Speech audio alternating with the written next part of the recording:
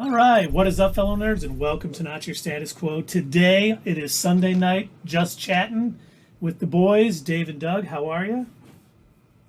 I'm grand. You're That is good to hear. I had to have one. You guys have one. I like it. I like it. Would you say that you're 100 grand? I'm 100 grand. Wonderful, because we just got sponsored by the 100 grand candy bar. So thank you, Dave. That's 100 grand for me. 100 grand and some Sprite, which none of us have in front of us, I'm sure. Oh, I will say I kind of I miss when we used to do our little jokey Sprite sponsors and everything. Now we're What's sponsored by Verner's. Ew. What? I hate being sponsored by Big Pharma. I was going to say, if you have any illness, just take some burners, man. It's tasty, too. It's also proactive medicine. If you don't want to get sick. Well, wait, okay, I need to cut you off, Doug. So how are you, Doug? Well, Dave, I have to tell you, I am outstanding. I had quite the week, and you know what? I was joking around last time that we did our just chatting, and I was joking around saying that I was outstanding because of the ongoing dumpster fire that is Warner Brothers. But for once, I actually don't have a whole lot in the area of Warner dumpster fire news, so I literally am outstanding. There has been some. Yeah. No. Oh, sorry. La la la. Well, let's get it back on track. Good for Doug. Tundra Walker did just say HBO Zone is showing the 2003 masterpiece Daredevil, so I may or may not hear every word. Oh, boy. Oh, if that's what you know what? That does explain why he watches us consistently. He does enjoy masterpieces like Daredevil, and I'd say that, we are on par with that movie. That masterpiece of film. I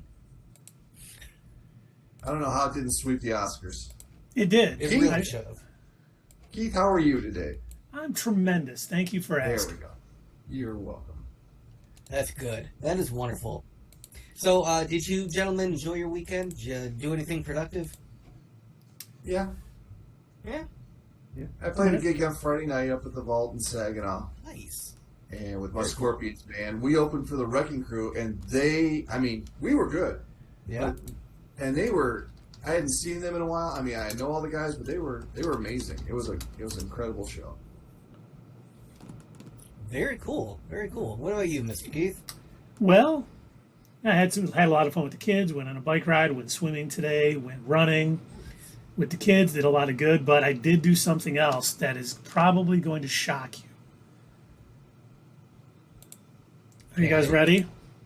You did. I don't know. Will my poor little heart handle it? I watched the first episode of The Sandman. Oh, okay. Dave, Don't worry, it doesn't relate to any of the other ones, but it's cool. I only did it so you guys would stop saying it's the new Avatar. And what'd you think? I enjoyed Did you it. like Yeah, I did. Obviously it's setting up a lot for the rest, and going through. I think they could have, like Doug said, that episode could have been maybe 10 minutes and they could have gotten the point across. But I didn't mind them dragging it out a little bit. It kind of sets the tone for the entire series. So I am looking forward. One of the things I noticed that will make it easier for me to watch, only because, with kids and a full-time job and being on an association board and this, I don't have a lot of time to really donate. But like each episode isn't like an hour and 10 minutes. Mm-hmm. They're like 45, 50, 37, stuff like that. So it's a lot easier for me to watch it. So I'm looking forward to it. Yeah, one thing that I did notice about the episode lengths of The Sandman is it seemed like Netflix gave them the same sort of leeway that Disney did with The Mandalorian.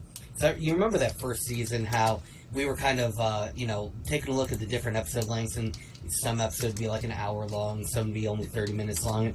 They took the amount of time they needed for whatever particular story they were telling that week.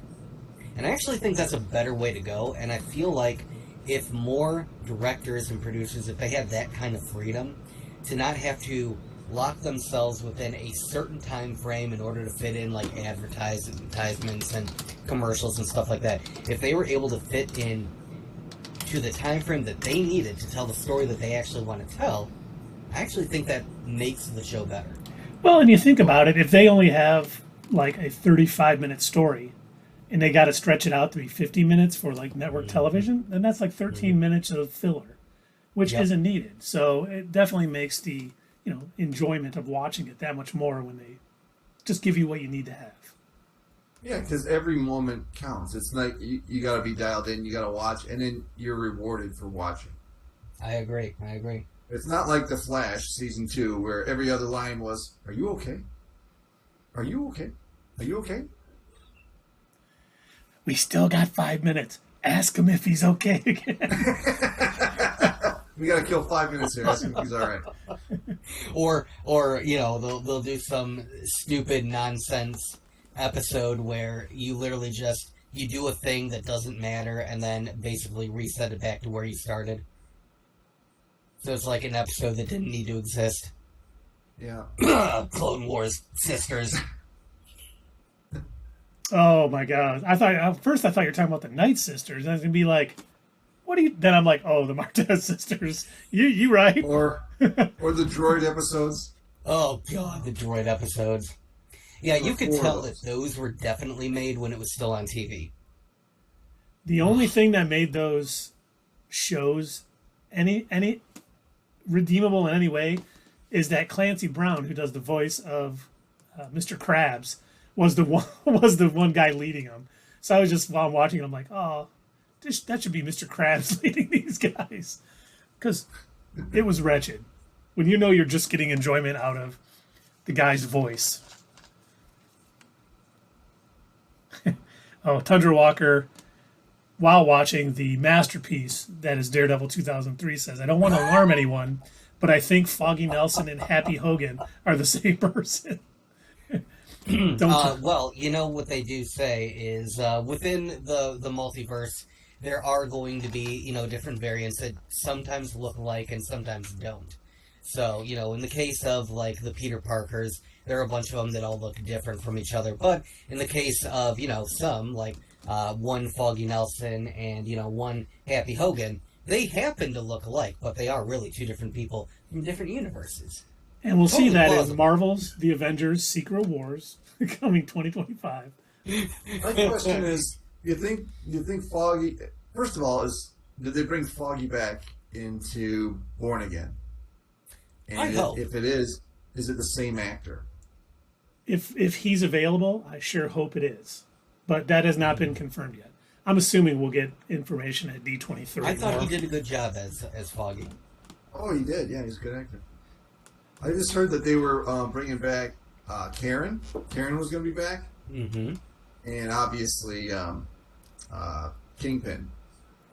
Yeah. And who was the other one? A third person from that show, and it wasn't Foggy, was coming back. What's her name that plays Ahsoka? Yeah. Coming back? Oh, Well, yeah, that's yeah. the only person that has been confirmed is Vincent D'Onofrio as the Kingpin and Charlie Cox. Mm-hmm. But yeah, these stories are starting to leak, and I think it's because we're getting closer to D23 and Disney Plus Day, where I think they're going to be announced. So, hopefully the entire cast comes back, because that show was one of the best superhero shows on TV. He Well, was bitching. speaking of D23, if you don't I'm bringing mind, that back. I'd kind of like to use this as a bit of a transition back into the graphic that Keith originally had up. Wait, what if I do mine? She-Hulk? Well, if you mind, then I'm just, you know what? I'm going to leave, and I'm going to go do what I was originally supposed to do with my life, and that is be an old-timey miner in like, Montana or something. So I'm going to leave, I'm going to go mining. That's a drastic swing there. I'm sorry. Yeah, go ahead. Oh, all right. Well, bye. No, Them- I mean, go ahead with them's- your story. Them's their gold! All right. So, speaking of D23, I'm going to stick with my guns, and I'm going to say again what I said about the previous She-Hulk episode. I really, truly think at least 2 or 3 episodes, maybe 4, like what they gave the other, people who do reviews and everything online or in newspapers and everything. I really think a handful should have been released at once. And I understand wanting to savor it and have it stretched out over time and be able to enjoy that. I do understand that, Keith, don't get me wrong. But for the sake of the story that they're telling, I think it would have made more sense to have episodes 1 and 2, at the very least, which so far, in my opinion, have been setup episodes, released together. However, we did get one particular Easter egg that Keith actually pointed out to me because I did not catch it at first. We got an Easter egg, and I think this is one of the reasons why they didn't dump a couple of these episodes at once. Because, again, they wanted it stretched out to lead into a reveal that I think is going to happen at D23. Keith, do you want to enlighten everyone on what that Easter egg was? It was man uses metal claws in a bar fight. If you were watching, I should have the picture up. I should have known to put that up there. But if you guys were watching when she was looking for a job, when Jennifer Walters was looking for a job after she was fired from the district attorney's office, she was looking for jobs, and on the side was a little story. And it said, basically, right under the Air Jordans that are the Iron Man shoes of the MCU, it said, man uses metal claws in a bar fight, which not only is a wonderful Wolverine Easter egg, but also harkens back to the first X-Men movie, when that's when we were first introduced to Wolverine on screen. He was actually in a Canadian bar fighting for money. Which cannot possibly be canon because, as we know, Canadians don't fight. Come on. They do in hockey.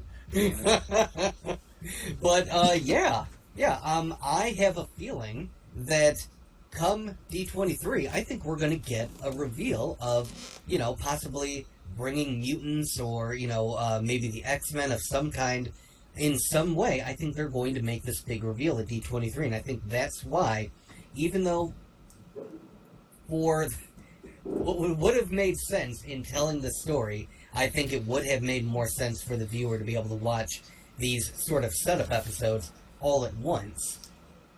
One where we find out Jen's backstory, how she gets her powers, and then one where we find out how she gets her new job as a lawyer and everything. I think it would have made more sense to have these kind of dropped at once, but for the sake of the reveal that I believe is what they're setting up for, I now understand why this is probably one of the main reasons why they're doing what they're doing.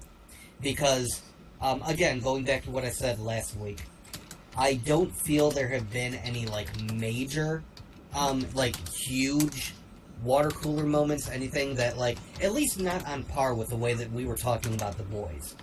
If you remember, we had, constant communications going back and forth about, oh, did you see what happened there? Oh, did you see what happened there? Oh, my God. Well, what do you think this means? Oh, this is probably what's going to happen next episode. We did that with The Boys. We've done that in the past with The Mandalorian. We did that tons with WandaVision. Oh, my God. Our What's Next videos, total shameless plug here, check those out. Our What's Next videos were full of all these different theories that we were coming up with, thinking, oh, my God, what's going to happen next? I don't really have that many of those with She-Hulk. So. We do have a couple things like that, like the Hulk flying off and the Sicarian ship and stuff.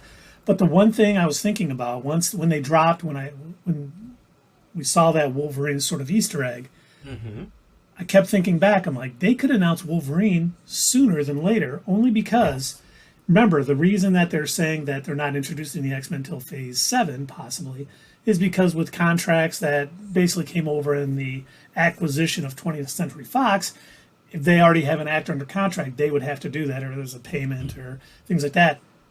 But Hugh Jackman is no longer under contract for that character. His contract ended with Logan. So we could get Wolverine sooner than the rest of the X-Men. And since he's probably the most popular X-Men, I would assume they want to get him into the MCU as soon as possible.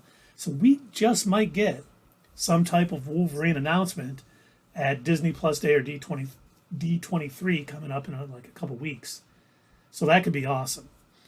Oh, yeah, definitely. And, yes, I totally agree. I'm probably going to say this wrong. Cajun the Red Leo. Cage in the Red Leo. Wow, okay. Thank you. I was way off. Yes, please, X-Men indeed. Oh, man. I would love to see, see them in some form. And also, yes, I totally agree. Tundra Walker, shameless plug for Agatha's House of Secrets. Yes, the greatest thing that's going to come out of Phase 5.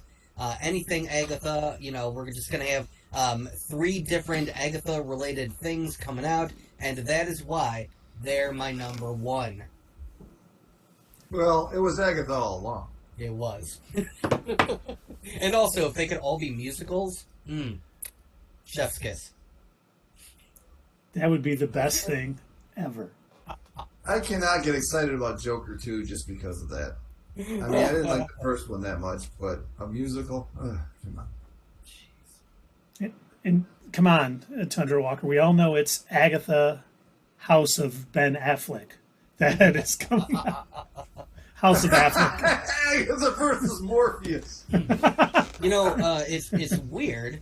I'm pretty sure watching, I went ahead and I flipped on Daredevil, and I'm pretty sure I saw Batman in that movie. It's weird. Well, did you see, I know Tundra Walker is a huge Ben Affleck fan, and there's been talk that he might show up in like a Secret Wars type multiverse thing and as Daredevil in the MCU. But Pride of the Gypsies, I can't think of his name, Aquaman from, he did confirm that Ben Affleck is coming back in Aquaman The Lost Kingdom as Batman, so. You know what? I did hear about that, yes. So restore the Snyderverse. It's coming. The new the new guy WB, in line with all of his poor decisions he's made to this point, is going to restore the Snyderverse. Oh, I got some information. I actually saw it at my show on Friday night. I saw Doug, one of our loyal followers. He sent me. I am one of your loyal followers. You're right. Doug Hemling, a guy I went to elementary school with. He sent me something, and he didn't have a name. He said a former C-level from Marvel has been hired by Warner Brothers to do DC movies, and I didn't have time to look it up before I got here. Let me see what he said, because that would be incredible if they took from Feige some of the main Feige some of the main ideas about how to put together a continuous universe. That'd be amazing for DC. Yeah, yes, but you know what? I will say this. Somebody had made a pretty valid argument, and I don't fully disagree with it. It's the fact that at the moment, there are a couple of different styles of movies that DC does. You've got your kind of, fun slapstick sort of comedies with your Shazams. You've got your more serious movies with the Batman, and then you've got your sort of mainline, as if they were trying to make like a DC extended universe movie, like with your Aquamans and your Wonder Womans and whatnot. So I wouldn't hate it if they kind of kept that up, where the universe doesn't have to be completely fully connected. I don't mind having a series of Batman movies that aren't part of a larger universe. I don't mind having a Joker movie that clearly takes place in its own separate universe. It may be the one thing that'll help DC out in the long run is the fact that they're not trying so hard. If they don't try so hard to make this connected universe, just maybe stick to telling individual stories. Well, I and do make like that, but just one second. The only thing is they couldn't do a crossover if they don't. I suppose not. Well, they could do a crossover. They could have certain things that interconnect more and have things on the fringes. I mean, comics do it all the time. You can have these core comics that all connect and are all in the same universe. Then you have these Elsewind stories and all this other stuff. You could always throw something in as long as it's worth telling, and a good story. Go for it. Not everything has to be as absolutely connected as the MCU is right now. Absolutely connected? Yes, sir. Tundra Walker says they need to go back to the original 7. Yeah. I would be down for that. So the thing that I think has been hurting DC, and boy, we really went into tangent time here. I think the thing that's been hurting DC is the fact that they keep looking to see what Marvel and what the MCU is doing, and they keep trying to either A, play catch-up or copy. You know, they keep, like, trying to look over at the smart kid that's, been getting straight A's and trying to look over and be like, what did they put? Yeah, I think that's close enough. The thing is, right now would be the perfect time for them to start like a 10-year plan, because in my opinion, and not just my opinion, but probably I'm the only one in this group that thinks that Phase 4 has been a lot lower quality than the first 3 phases. So it's like a step back. It'd be a perfect time to step in and create your universe. Well, and, we kind of talked about this on our Slack channel. In comparison, yeah. Okay. We were talking about this on our Slack channel, that Dan Lin has supposedly been offered the Kevin Feige role at Warner Brothers. That's him. That's the person that Doug was talking about. Go ahead. Now, he worked at Disney. I don't think he worked for the MCU. Oh, is that right? Okay. Yeah, he worked all over. He did, like, the Lego movies. He was a part of the Lego movie, the Lego Movie 2, Lego Batman movie, which were all great. He had a part with Aladdin. He had a part... He's done a lot of good movies that he's produced. So Did it have anything to do with everything being awesome? Well, everything is awesome. Everything is cool when you're part of a team. But one of the things that he was pushing for back in the day was George Miller's Justice League Mortal movie, which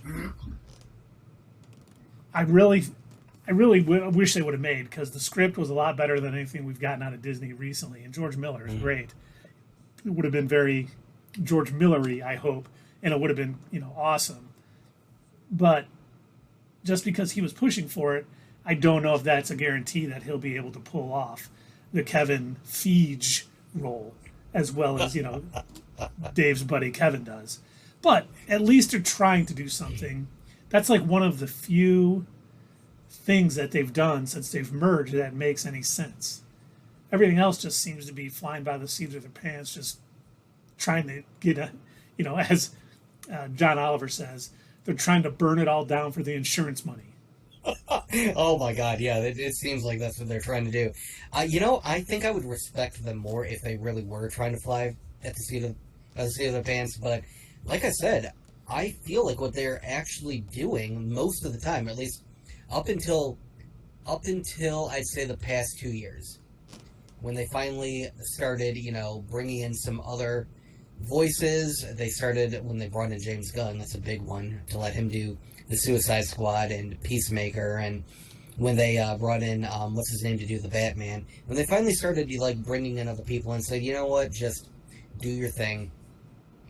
When they're not trying so hard to look at what Disney and the MCU is doing, they do better. But when they attempt to copy the work that the others are doing and attempt to do the same thing, I think that's where they fail. Because they see what worked, and they think, well, if we do the same thing, it's going to work for us. But they don't. Again, it's like they're photocopying it. They're not really figuring out the building blocks that made it work in the first place. Well, and I think, we've talked about this before, too. They seem to just go by what worked last. Joker made $1 billion. Nothing's connected. Oh, this movie did well. It's all connected. And they just keep, instead of having a plan, it's, let's just do whatever worked last time. So they just need to get their act together and figure out an actual 10-year plan and say, here's what we're going to do. And, make subtle changes here and there, but not just be like, oh shit, we need to redo everything because something did well that we weren't expecting, or something didn't do as well. Stick to your guns. Let these characters have the time to breathe. Sorry, yes. Sorry, Mr. Rogers. No, you're Mr. Rogers. We just got a new subscriber. Ooh. Shadowlarius? Very cool. Saladrius, Awesome. thank you so much for the tier 2 subscription. That's great. We appreciate that very much. Thank you. That's awesome. One of these days, we're going to have some animations and stuff pop up for that stuff. That's right. Sooner, hopefully, than later. I'm getting my feet wet. Cajun, what are you saying no to? Have they read the new series? Oh, okay. Yeah, the new Krypton comics. Nightwing and Flamebird, Mon-El, and Superman. Oh, I have not read any of those either. Interesting. I definitely have them in my library on Disney, or not Disney, oh my god. What is that called? Infinity. DC? What is the damn thing called? God, I'm swearing up a storm today. It's the equivalent of Marvel Unlimited. It's the DC Universe Infinite. I'm sorry. Okay. And I have them marked to read, but I have not, and I'm looking forward to it because I'm hoping You are a much better human than I am. I use perfectly legal websites called readcomicsonline.tl. TL for totally legal. Hold on a sec. Let me mark that 29 minutes. Cut that out before. Gilbert Gottfried. I'm gonna have to cut that out now. We can't have that when we post this to YouTube. The FBI will be knocking down our walls, trying to get at us, saying, who is stealing comics? Why is that miner, who's probably found so much gold in the gold rush of the 1940s, why is he stealing comics? You know, I was gonna say something earlier. When you both were telling me like the cool stuff that you did over the weekend, like Dave, oh man, I had a gig. Oh, that sounds so awesome.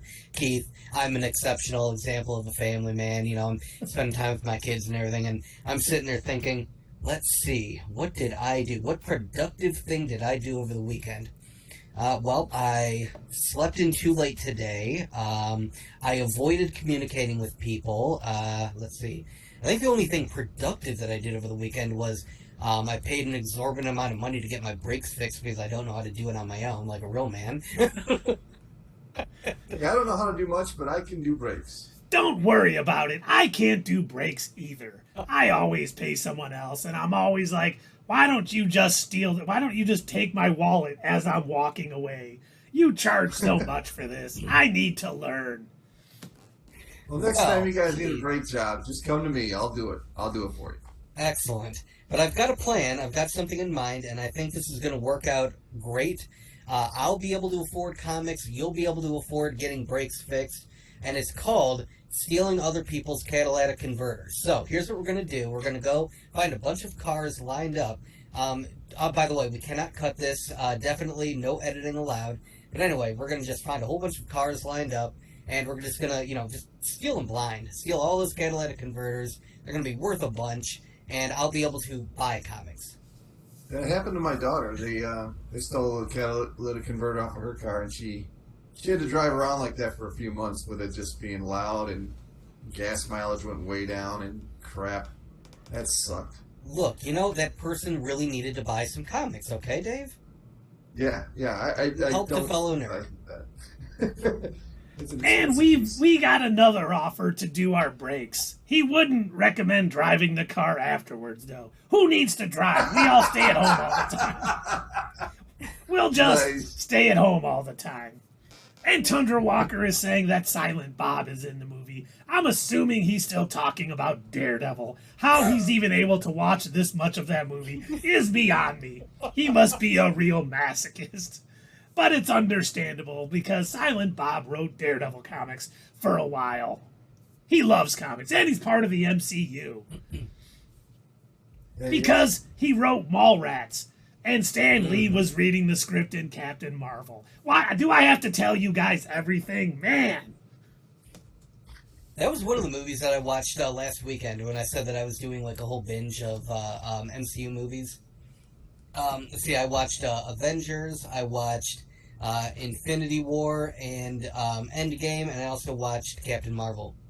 And I immediately remembered why I loved all those movies. Here's something. with all those fourth wall breaks, obviously not Deadpool in the MCU yet, but with the fourth wall breaks on She-Hulk, we are all part of the MCU. Oh, that's a good point. Dave, you're a genius. They're talking right to us, man. Man, you're right. So, we're going to jump back to this episode. I thought it went by really quick. I thought, like... I agree. I was like, all right, she got her job, she's talking to Emil, boom, it's over. I'm like, whoa, that was quick. Mm-hmm. It flew by. It did. And I tell you, I Still I got don't know another minute on that Godfrey voice. That's right, I'm sorry. I don't know if you saw this, but the line when he said, that was a long time ago, I'm a different person. Literally, that was ad-libbed. The literally part, not the rest of the line. And I love that Jen Walters looked at the camera and went like, ha! I don't know if she was expecting that or if I just thought that was funny. I really love when they office it up. They look at the camera and smirk. I thought that was great. Well, this isn't the first time they've done that either. If you recall, in Iron Man 2, they made the same joke when they had the new Rhodey walk into court, and he said, "It's me, get over it." Yeah, as like a slight little, like a tip of the hat. Mm-hmm. Yeah, we know we've changed the character, the actor. Let's just move on. Yeah. And my 5 minutes is over, but thank you, Tundra Walker, for cashing in a Gilbert. I love too, because I've done this so many times when she's walking through the office and her new boss is talking to her and she's talking about other things. And then she's like, I'm really going to regret not knowing what he just said. I've done that so much. It'd be like walking and they're talking and I'm like thinking of other things. And they're like, what do you think? Oh yeah, that's good. And I'm like, oh my God, I hope that doesn't cost me later. Remember, Good, you I'm said not the only one who's done that. You said you would take me to the mall to. No. You agreed. You like to throw kittens in the lake. What? The I don't remember saying that. The one time when I was paying attention to what a boss at the job my job said in the office was actually on the day of my interview for the company that we work for, and I will always remember this, and I'm pretty sure I told you two about this because it took me by such shock. So I was being walked to the door after the interview, and after being shown around, and this is what the company looks like. Here's all the rooms of fun that you're never going to be allowed to use because you won't have time, and also they make too much noise. And so as I'm being walked to the door, he stops and he looks at me and says, "Oh, by the way, don't worry, we don't drug test here." And I looked and I said, "Excuse me?" And he said, "I'm just saying, don't worry, we don't drug test here." I was like, "Oh, cool, I guess." Cool, I'm going to go get some heroin. and I was sitting there thinking about that the whole time, like on my drive home, like, did he think I'm on drugs? Did I appear high? Oh no. And yes, Tundra Walker says Terrence Howard should make career decisions for the DCEU. I think he might already be. What? He might already be making decisions. I read that he made $3.5 million for Iron Man, and Robert Downey Jr. making $500,000, and that's why he was upset when Robert Downey Jr. got more than him the second movie. Offered That's more, what he yeah. left. Well, when they brought on Robert Downey Jr., that was one of the movies that basically brought him back into the spotlight. He had not been acting for a while due to his alcohol problem, I believe. Yep, and drugs. You know what? And You know what drugs, else came out that year, though? The same year as Iron Man? Hmm. Tropic Thunder. And he was in that too, yes. Yeah. That was funny, but there's no way that would work today. Well, Dave, Oh, yeah. It was funny because Jamie Foxx was talking about that. And there was some movie they wanted Robert Downey Jr. to play a Mexican. He's like, nope, not doing it. And first, Jamie Foxx does the perfect Robert Downey impression. That guy is just so talented. He can imitate everybody and anybody at any time. But it was on Joe Rogan or something one day. There was an interview with him, and he was talking about it. He goes, Tropic Thunder was great. It was hilarious. He goes, but yeah, I understand Robert not wanting to do it again because it's a different climate. But he would have been great. And then he does this Robert Downey Jr. impression, and I'm just like, oh my God, that is perfect.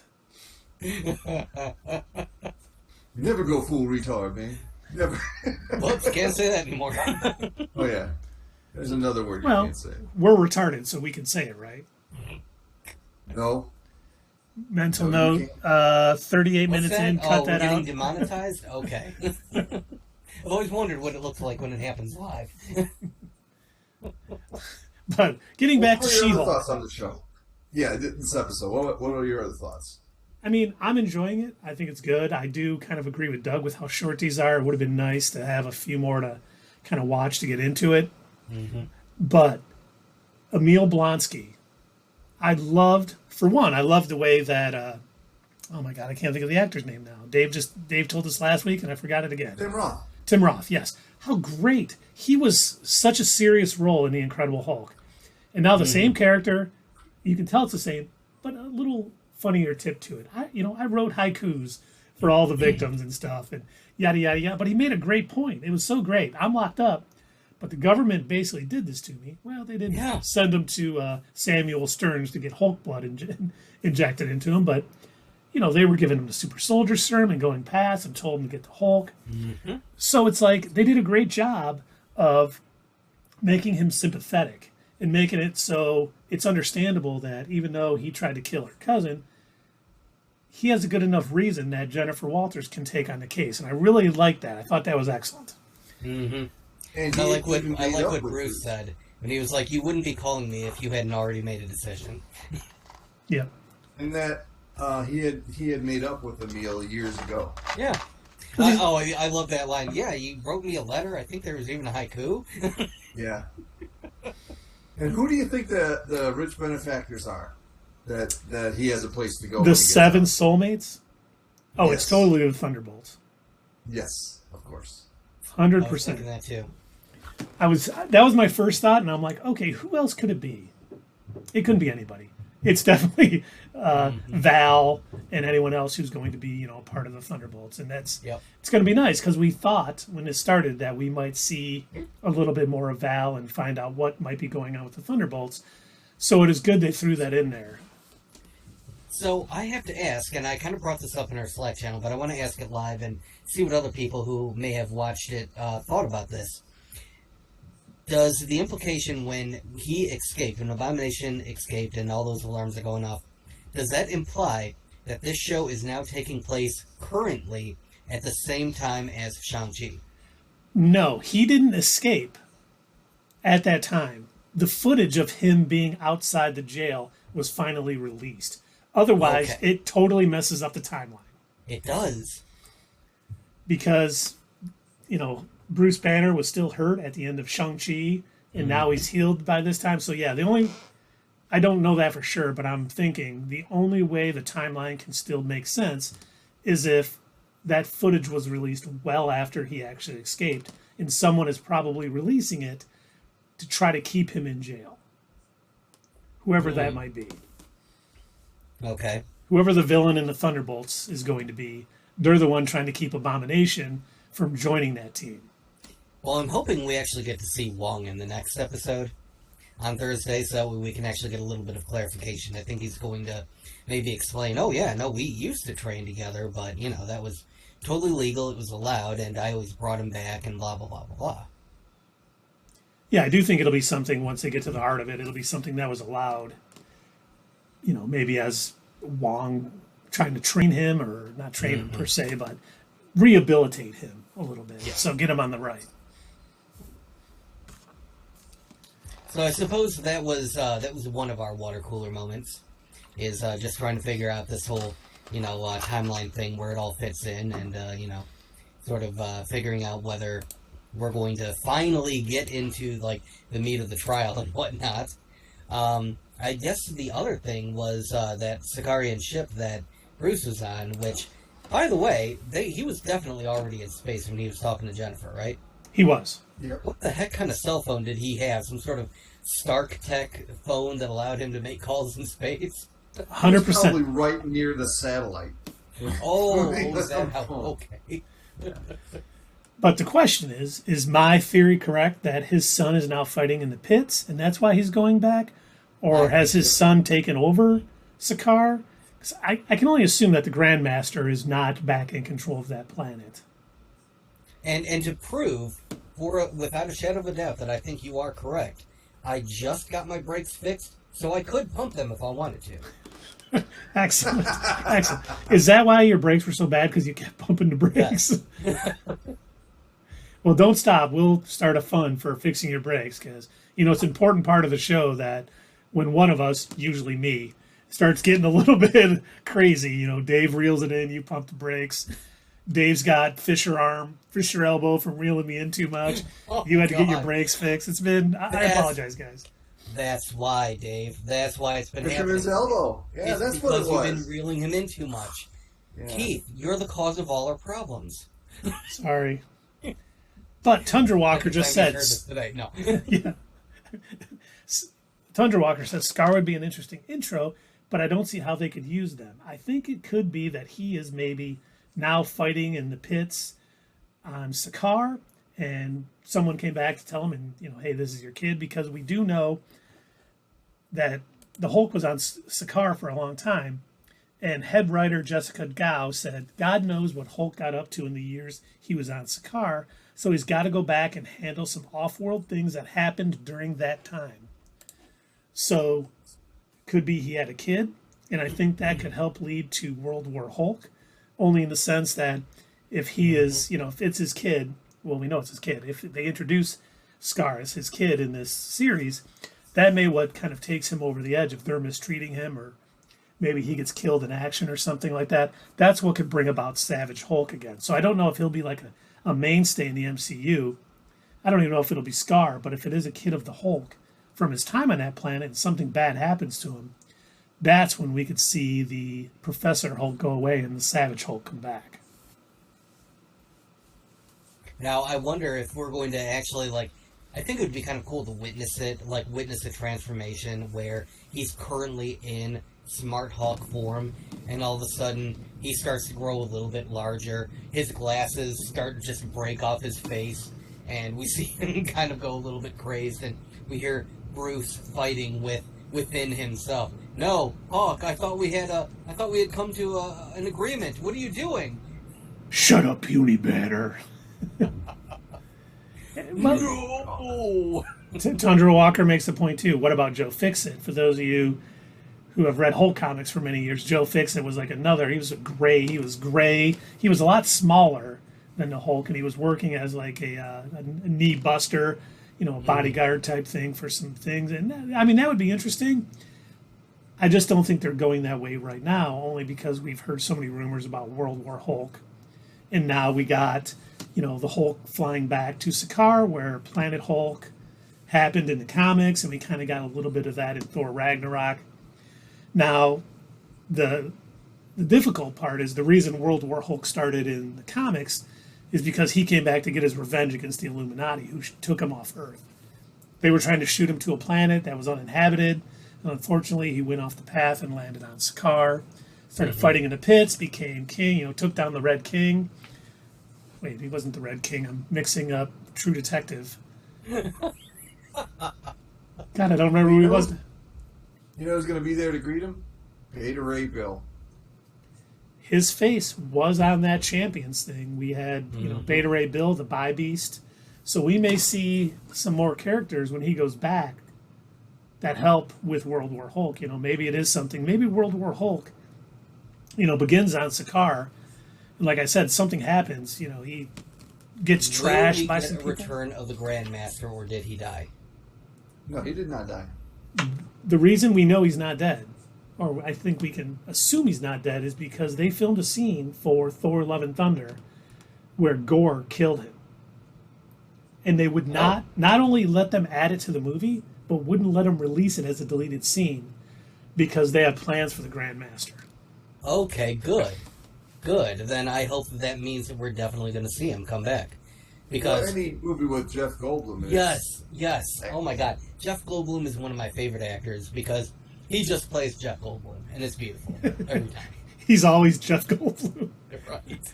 Well, you can't have a revolution without a leader, so we'll just call this one a tie. I love the post-credit scene. Very good. He's Very good looking on at both the sides. script, and he's like, okay, so you want me to play this Grandmaster character? It just says be Jeff Goldblum? Yeah, pretty much. We'll read our lines, you just riff off of them. It'll be great. Right. Oh no, Bullseye just got shot through the hands and now he's flying backwards out of a cathedral window. Oh, beautiful filmmaking. I mean, just expertise right there. That is... Truly, that was the height of the MCU. So we're not watching, but we're going to get the play-by-play. Yeah, we do appreciate that. And I have... if we could just create a separate video where it's just the play-by-plays of Daredevil. Somebody has to watch a movie every time we're broadcasting. Oh my god. We just can't do the Snyder cut because we don't usually stream for 4.5 hours. Oh, that's a shame. Sorry to see you go, but thanks for joining us. Thanks, Cajun. We'll definitely be watching your YouTube videos. For those of you that don't subscribe to Cajun the Red Leo, he has changed his name on YouTube to Cajun's Blurg Eye. He does a great job. He talks about comics. He loves Transformers.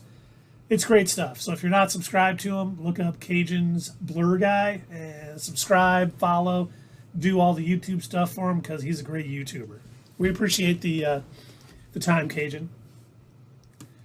And Tundra Walker is right. We need to do a Mystery Science Theater on, like, Batman v Superman. That would be fantastic.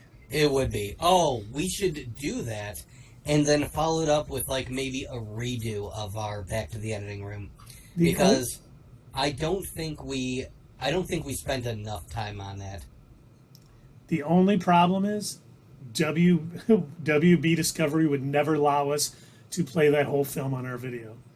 We would get hit with a copyright strike so fast, and that would suck. Maybe we just blur it out and then we just make fun of it because everybody knows what's kind of going on in that movie. Yeah, we would have to play. Martha. We'd have to do the play-by-play. Yeah. Talk about okay. So this is the part where Lex Luthor is basically Mark Zuckerberg, I guess, and he just shoved a Jolly Rancher into another adult's mouth, like other adult humans do. It's not just any Jolly Rancher. It's a cherry Jolly Rancher. Come on. All just right. emoji over the faces. Here's his convoluted plan. Let's see if I can get this right. He's going to hold Lois Lane hostage, but at the same time he's also going to hold Martha Kent hostage. He's going to do something to get the blood of Superman and mix it with his blood to create Doomsday using the body of what's his name? Zod. Zod. He's going to use the body of Zod. Is this so far making sense? This is about in line with what, in order to somehow get Batman and Superman to fight each other and maybe kill each other, because somehow they're going to find out. Also, he managed to figure out both of their secret identities, which I don't quite know how he did that, but Why wasn't Doomsday a bobblehead since Superman broke Zod's neck? Shouldn't he have been like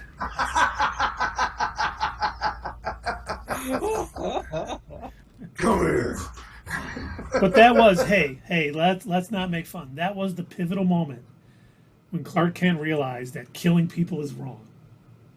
Yeah. It's character development, guys. Is that when he realized? Yeah, he didn't live his whole life knowing you shouldn't kill people. No, he just realized, oh shit, I shouldn't. Oh, sorry, language. I shouldn't kill people because I killed Zod. That made me sad. Oh my God, is it really the 30th anniversary of Death of Superman? Oh yeah, I saw that. The comic, yeah. I had one of the many reprints of that. There used to be a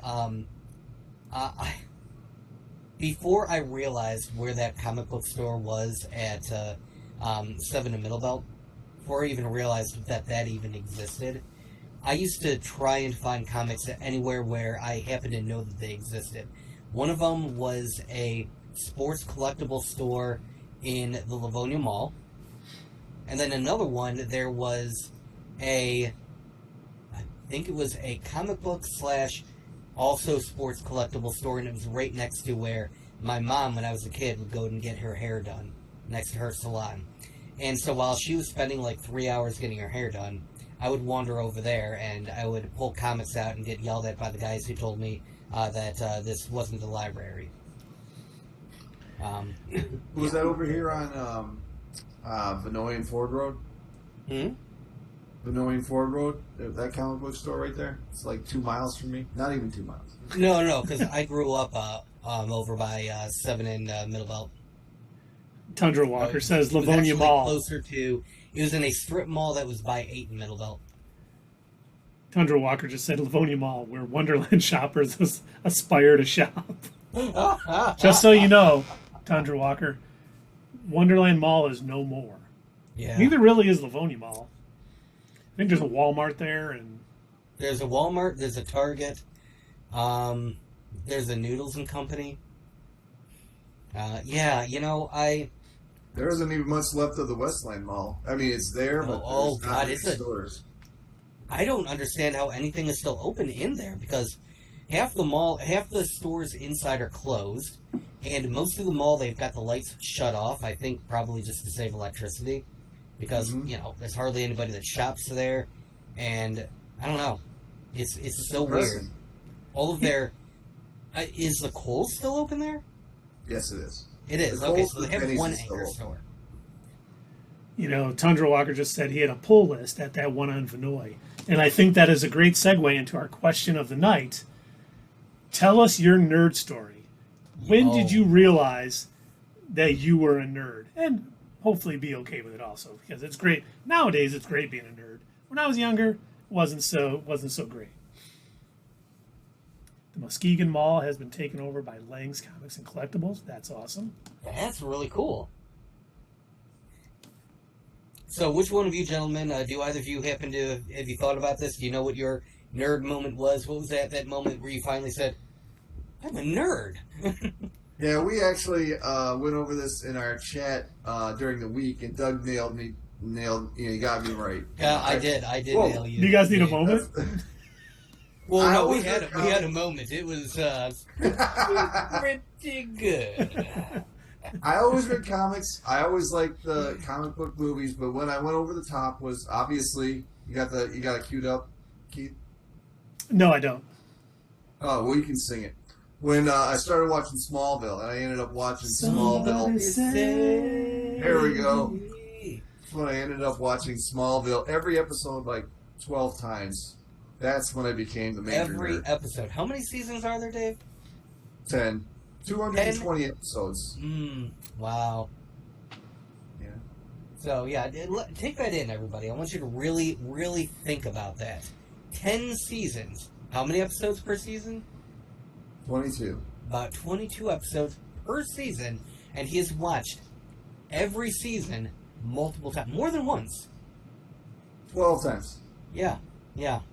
I had to get, like when my daughters were old enough to watch, I had to make sure that they saw it, and I think they've seen it like 5 times through with me as well.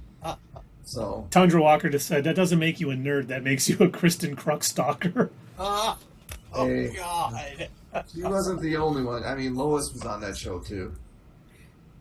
What's her name? Erica Durance. Yes. The reason why I picked that specifically is it took me a couple of times realizing this, but every time we would talk about, some sort of theory, or we'd be talking about, something in particular that was related to whatever show we were watching, whether it be Marvel or DC, somehow Dave always had a way of relating it back to an episode of Smallville, followed by, Doug, have you not watched that series yet? You really need to watch it. Well, you still do. And I would sit there and I'd be like, how the hell does he know? Like, he can pick, like, he knows it the same way that, like, people who love the Bible know the Bible. When they're able to, like, rattle off some quote from like, oh, well, this is actually this relates to Matthew 3 verse 62, and if you think about it, that's how Dave is when he's like, well, if you think about it, in season 3, episode 6, when Clark was doing such. That is Dave. That is Dave to a T. He can do that because he knows these episodes inside and out. And I said earlier in our Slack chat that he's got an encyclopedic knowledge of Smallville, and I think that's really cool, actually. Like, I mean, it might be nerdy, but also I think nerdiness is neat, and I respect that. I respect the fact that he's got it down like that, and that's honestly, we're probably gonna, Keith. I'm about to get us in trouble real quick. I think that's cooler than memorizing the Bible. You're like John Lennon now. Thanks for the kudos, though. Yeah. Memorizing Smallville to the extent that you have is way cooler than memorizing the Bible. Hell yeah, absolutely. Absolutely. Now, I think when I realized I was a nerd and was okay with it was when I was in high school. Because, I mean, I've been reading comics since I was a kid. I think I learned to read on my brother's Byrne Claremont X-Men run, because I would just look at him all the time and ask my mom, what is this word? How do you say this?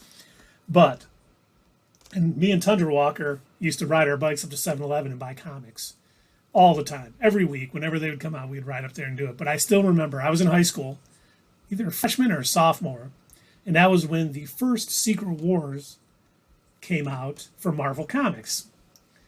And I was reading them, and I was loving it.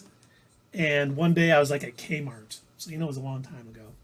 And they actually had come out with some Secret Wars like action figures. And I was looking at them in a store, and I'm like, oh my God, it was like Spider-Man and Doctor Doom and Dr. Octopus and stuff. And I'm like, I should really get these. These are cool. And someone I went to school with came up behind me and was like, what are you doing? I'm like, nothing. And he's like, are you buying those dolls? And I did have that moment. They're not dolls, they're action figures. And I remember thinking like, oh my God, I can't believe that just happened. But then I'm like, you know what, who cares? Yeah. I'm going to buy them, and I'm happy that I'm buying them. And I'm going to have them stand up in my room. Tundra Walker just left to go watch House of the Dragon. So enjoy it, Tundra Walker. I did enjoy the first episode. We'll maybe talk about it in a little bit, but I want to hear your thoughts after you watch it. Yeah, that's when I knew I was okay. I was a nerd and I was okay with it. I'm like, I'm going to buy them because I like them and I don't care. Exactly. It doesn't matter what other people think. It's your life. Be happy, dude. Yeah. It's what I tell my kids all the time. Like what you like, find like-minded people, and you will have a much happier life than if you try to be someone you're not. I really think that falls within our catchphrase, which I feel like it's really more of a catchphrase at this point. When we say, what's up, fellow nerds, we mean that, Yep. 100%. You are absolutely... This show is by nerds for nerds. Yes, it is. Yes, it is. But me, I mean, I've never been a nerd. I've always been remarkably cool. I don't have... my entire wardrobe is not, in fact, made up of a bunch of graphic tees of Marvel and DC. Oh, wait, no, that's right. I got like 2 button-up shirts. The rest are like this. Yeah. Right with you. I'll never forget, though. No. Oh, go ahead, Doug. Oh, no, go ahead and finish. Well, I was just going to say the other story that came up, which is an honorable mention, when I got out of boot camp from the Marine Corps, and we were all going out to get USMC tattoos. And we're standing there, and I was looking through the ones I got, and everyone's like, oh, yeah, I'm getting this USMC. And I saw a Todd McFarlane Spider-Man. And I was like, oh, I need this one. How much is it? And they were like, that's like $650. And I'm like, oh, man, I don't have enough now. I'll come back and get it. I ended up not getting a USMC tattoo because I wanted to save up for that Spider-Man tattoo. And the guys I was in like, you really want a Spider-Man tattoo? I'm like, yeah, I 100% want. Better than an EGA, jeez. Yeah, why not? God, okay, you want to talk nerds right there. The entire Marine Corps is nothing but, all of us are going to get EGAs tattooed on ourselves because we're so obsessed with the Marine Corps. And then, hey, we had somebody else answer our question. Yes, Tundra Walker. My nerd moment happened about junior year of high school. I went to the comic shop where Keith was working and bought Dark Knight Returns graphic novel, and then I was hooked. $30 a week pull list. That is true. That happened. I did. I didn't know you worked at a comic shop. I did. That's cool. Why'd you That is stop? awesome. Well, didn't pay enough, and I was spending all of my pay in the comic shop. So, while I wasn't working for free, I was working for comics, and you can only do that so long. And plus, I was a junior in high school, and I wanted money for other things, so I ended up leaving. But it was the best job I ever had. I had the most fun at that. I bet. Because it was like this. We talked about comics the whole time. Well, what's Very your nerd cool. moment, Doug? All right. So, I have many little sporadic mini nerd moments, but none of them were when I fully realized or accepted that I was a nerd. So, you might be thinking, oh, was it, the time, Doug, when you had an hour or so of free time in between classes in high school and you decided to spend that time not with your fellow classmates, getting into trouble or, smoking weed at the side of the school, but instead you walked up to Livonia Mall and went into the arcade and played arcade games. Was it that? No. You might think that was it. That wasn't quite it. Was it the moment when you discovered your love of Sonic the Hedgehog comics and became uber obsessed and also had an ongoing pull list of where you had Sonic the Hedgehog comics, Knuckles the Echidna comics, Tails the Fox comics, and all of the other... That's right, there was a Sonic the Hedgehog expanded universe, by the way. And I've got several boxes filled with all of these comics of the mainline Sonic comics and everything. Even that was not the moment when I fully realized I was a nerd. I just thought, oh yeah, I really like Sonic the Hedgehog. No. My nerdy moment, when I finally realized and accepted that I am in fact a gigantic nerd, was when I was in the Army. So, I was based at Fort Gordon, and at the time, if anybody knows what Fort Gordon was like in the I'd say in the mid to late 2000s, Fort Gordon was the signal center of the entire armed forces. So we had Navy, we had Marines, we had Air Force, and we had Army all there to learn communications, IT, radio stuff. It was basically the nerd central of the armed forces. This is where all of them went to. And so what did I do the first time that I got some free time at Fort Gordon? I didn't even bother to get changed into like regular clothes. I, in my uniform, stayed on post and I was wandering around. And as soon as I found out that they had an on-post comic book store, that is the first place that I went. So everybody else, when they were using their free time, like, oh man, I'm going to go get some tactical gear. Oh man, I'm going to go buy some, I'm going to go to the Augusta Mall and I'm going to buy some real clothes. I'm going to do this, I'm going to do that. And I'm like, I heard there's a comic book store on base. I'm going to go spend my free time there. Good idea. So that's what I did.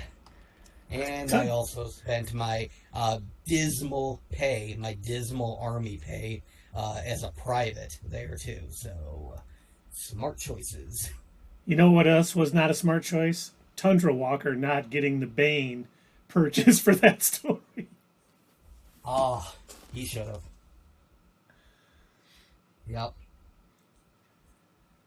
Well, But yeah, that was when one other guy came with me, and when I came back with my haul back to the barracks, and I'm trying to hide them in my wall locker where nobody will find them, and I won't get made fun of ruthlessly by one of the NCOs that was in charge of us a while, because this was still when I was in my MOS school, and for those of you that don't understand military terms, that's where you learn to do the job that you're going to do when you're in the military.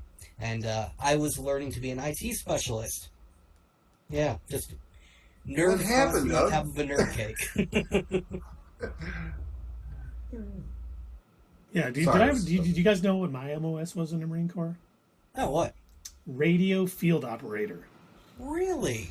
So my MOS was cool with, hey, put a radio on your back, and now let's walk 30 miles. Oh, come on. Well, you were the guy that had the phone. Yep. From all these Vietnam movies. Just, hey, man. So He's carrying a phone. We need you to come in here, bomb some shit.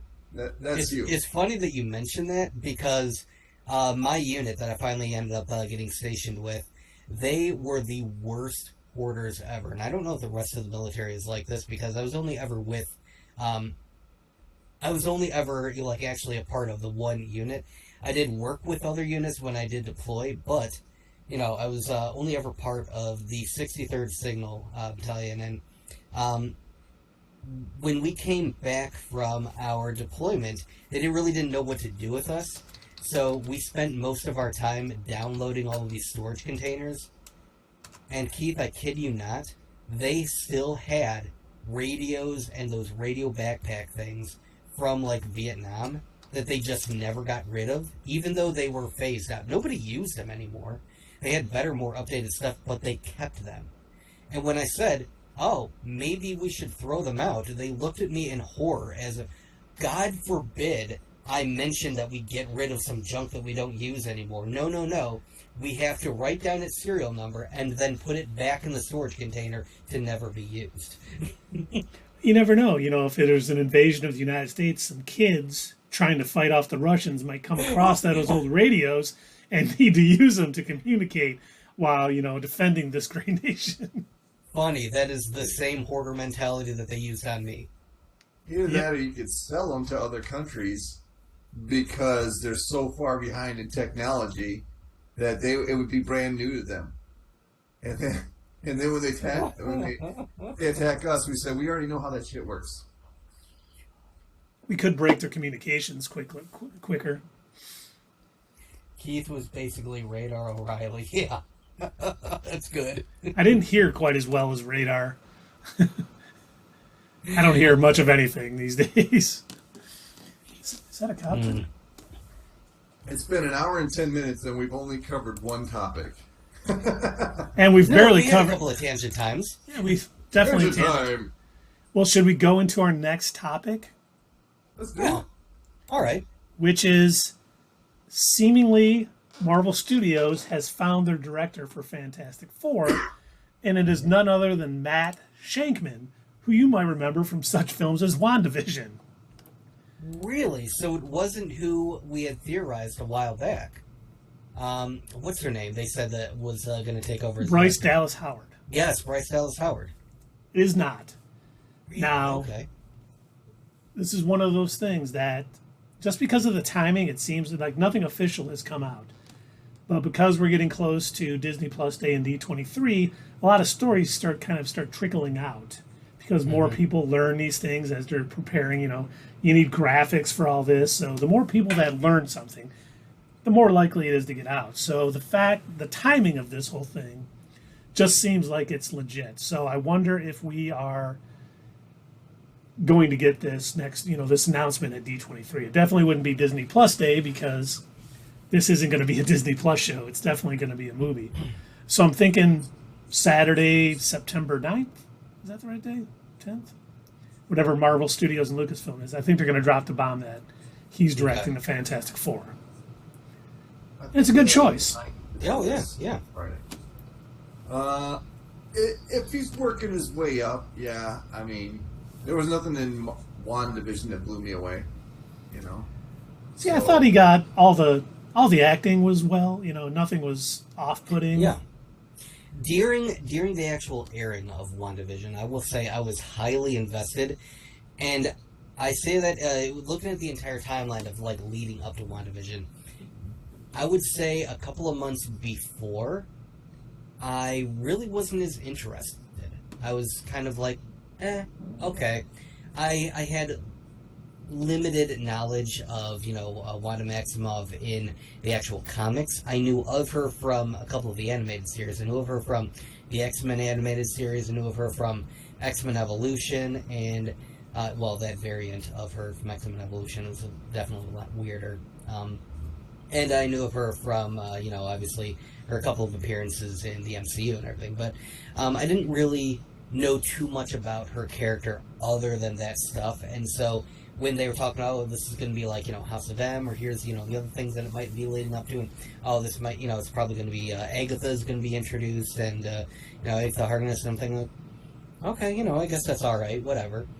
And I wasn't as invested until I saw like I want to say even the first episode when they did that zoom out and they showed the console, that shield console or sword console, and I was like, oh, this is going to be weird. Okay, cool. And I was like and especially that one scene where the boss was like choking and the wife was like having her little glitch moment. So like once those episodes aired, I was like, oh my god, I'm invested. I'm liking this. This is really friggin' cool. They got me hooked. And I will say all throughout it, even though I know this is sacrilege, but even though Not Your Status Quo was not 100% correct, and not all of our theories were true, we definitely did not, unfortunately, see Mephisto in every single episode that we thought for sure we'd see him. Wait, you mean Mephisto wasn't controlling Wanda? No. But even though, I will say, like, it had me hooked the entire time. And if he's one of the reasons why that was the case, I'm all for it. Yeah, Tundra Walker did say FF needs effects. Can he do effects? I'm not sure he's our guy. I am going to trust in Kevin Feige getting the right guy. I'm sure if he see Cloud Galactus. You mean the greatest Galactus ever? And I think Marvel Studios does a good job of getting the younger directors possibly and helping them through the harder parts, like visual effects, fight scenes, and stuff like that to kind of build them up. So even if he's not ready for the special effects yet, I'm sure they'll get him through it by the end of this because, I hope they got to get this right because we've had two different Fantastic Four starting points. Well, two movies with the old one cast, one movie with the new cast that just didn't really cut it. So they got to get it right this time. And now, Keith, we had the Fantastic Four movies, and then we had Fan-4-Stick movies. That's right. We do not need Mr. Fantastic on the dance floor again. Nor do we need him strapped to a medical bed, dangling like spaghetti and Well, him and Baron Zemo could hang out and dance. Oh, that'd be great. Baron Zemo is a much better dancer than Mr. Fantastic. I need to see the dance off of Baron Zemo versus Peter Quill, though. It's a dance off, bro. I think Peter Quill's got him. That was minor tangent time. Going back to last weekend when I was watching all those MCU movies, I didn't realize that they had referenced that in in Infinity War. Drax had actually brought that up. Yes, it was great. He defeated him with a dance off, and I'm like, oh, they referenced the first movie. How nice. Yeah, I thought that was funny when he did that too. That is true. Yeah, none of them can hang with Peacemaker. Is that for dancing? Is that what he's referencing? It has to be, yes. Yes, that's right. I forgot he did too. Yeah. Do you really want to taste it? Also, that was a great. I thought you were talking about when he was with that one chick and he was dancing in her apartment. Yeah. That's what I was going to say. Yeah. I assumed that's what you were talking about, Dave. Yeah. He does do it in the intro as well. Yes. One of the greatest TV intros ever. That is amazing. Oh, yeah. Hands down. I love how many other people were trying to recreate it because it was just that good. I wonder what they're going to do for season 2. If they're going to keep that or update it. They've got to update it. They've got to do another choreographed dance. Well, now that his dad is dead, he's got to have like some other song and introduce the characters that are going to be in the second season. And the song again, they broke it down. They said that each one of the moves that they did in the dance and the lyrics of the song, like when they introduced the character, had something to do with Peacemaker. Like how he dealt with his family issues, how he dealt with people around him, things like that. Yeah. Well, the breakdown was on Screen Crush, right? Is that what you I think so. He did a really good job with that because I saw a lot more into it after that and made me want to watch it more. Yeah. Although he stole our idea for the What's Next. God, Right? I cannot believe that. You know, I like Ryan Airy's videos, but when I started seeing all those thumbnails popping up of what's next, I'm like, come on, man. That's our one thing. Let us have our one thing. Well, remember, we decided to go that route because we couldn't keep up. You know, all of us work full time, Yes. kids, other jobs, things. So we couldn't get our reviews up as fast as like New Rockstars, Screen Crush, all of these people. So we're like, well, let's just do our what's next and theorize on what's coming next. And no one else was really doing it at the time. So we started doing it. We got some really high views on some of our videos. And then Screen Crush comes out with what's next. New Rockstar starts, let's talk about what we think's next. We're like, come on, guys. One of the things that Let benefits us have something. one of the things that benefits Screen Crush and New Rockstars, and they've all admitted to this, so it's not like it's a hidden secret or anything, but one of the things that they have that unfortunately we do not have at the moment, they have an entire team of editors at their disposal. They've got editors, they've got writers. So like Eric Voss and Ryan Airy, they're the face of the channel, but they don't do all of the work, whereas we do on our channel. We do the uploading, the marketing, the social media, the editing, everything that makes our channel what it is and our Twitch stream what it is. We all do this. So like we're here, you know, we're the faces of it, but we're also doing all the behind the scenes stuff too, which it takes time. It's very time consuming. You know, not to like toot our own horns and make us, you know, like, oh my God, we're so amazing. It's just, it's a lot more work than what most people realize. And I think what helps them out, you know, the Ryan Aries and the Eric Vosses, is they're able to put these videos out minutes after an episode airs because they have these whole teams to support them. And sometimes they're able to do it because they get the first 4 episodes early to review. Yeah. And so they have That already helps got too. their reviews canned prior to them airing. So, and Tundra Walker, the God of Thunder, is over Ludington. Be safe. I hope you get to watch the entire episode of House of Dragon. It's about 20 minutes in. I am looking forward to watching it later. Probably more like tomorrow. But, you know, back to Matt Shank. You know, Doug made a great point. I really think the 2 shows that I think stand out above all the other Disney Plus shows are Loki, which is my favorite, and then WandaVision. WandaVision had such a great style to it, and they really did a great job of jumping back and forth between what was going on in the sitcom-y world that Wanda had created and what was going on outside with SWORD and everything else, and they merged those together pretty effortlessly. And I think that'll do well for a Fantastic Four film because, you know, a whole lot, they could be in the negative zone, they could be dealing with Doctor Doom, they could be dealing with the Mole Man and monsters coming up. So, you know, if he is the director for Fantastic Four, I think what he did with WandaVision is going to help him do what he needs to do because, you know, John Watts was originally going to be the director. You know, being this director for Spider-Man isn't necessarily going to lead into Fantastic Four either, even though No Way Home had a lot more, you know, special effects with the multiverse and everything else.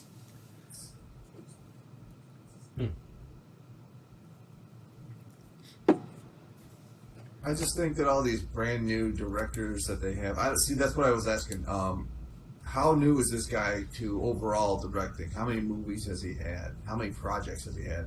Because when the MCU gets a director that hasn't had a lot of work, to me it seems like those movies, like I really thought the Eternals was, not up to par.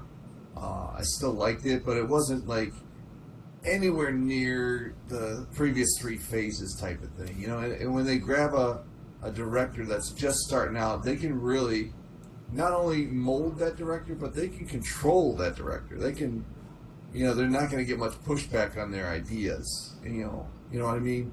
They're not going to be able to have all that creative control that they want. I mean, I understand the overall Kevin Feige type. Who? Kevin Feige. Having to say, you know, like, this is the parameters. This has to be in the movie. This has to be in the movie because it all has to lead into something else. But the rest of it, I could see them giving, you know, freedom for. But it seems like, you know, it's not the wow type movies that we got in the first 3 phases. I think I agree with you to an extent, but I think it could be hit or miss. I think it's also going to depend on the director's style. So, what were your overall thoughts, Dave? Remind us on Multiverse of Madness. Multiverse of Madness? Yep. What are my overall thoughts? I thought that it was... Well, I came out of the theater liking it. I think I overrated it when I came out of the theater, but when I thought about it, I'm not big on the horror genre, and I do like Sam Raimi, but I didn't like him at making a horror movie in the MCU. So that's the point that I'm getting at. I think it's more so than whether the director is experienced. I think it also depends on their overall style too, because for instance, so other than Multiverse of Madness with Sam Raimi, who his style definitely isn't for everybody. Zack Snyder is an experienced director. I don't like his directing style, but he is an experienced director. He's directed a lot of movies. And if the MCU were to, they never would, but if the MCU were to ever hire him, have him direct a movie, I'd probably not like it. I probably wouldn't enjoy it. Even though he's a very experienced director, I don't like his style. Yeah, and then whoever's directing it has to identify, or not identify, but they have to know the character. Yes, they do. Like, when James Gunn came in, I hadn't heard of him before. And I was like, all right. So I didn't know what was going to happen with Guardians of the Galaxy at all. It turned out to be completely awesome, and I've liked everything that James Gunn has done. Yep. Like, there's directors like that I know that I'm probably going to like their movie, like Christopher Nolan. He was on a good streak there until he hit the Dark Knight Rises, but overall his work has been really good. And there's some directors that I know I just am not going to like it. Zack Snyder, Roland Emmerich.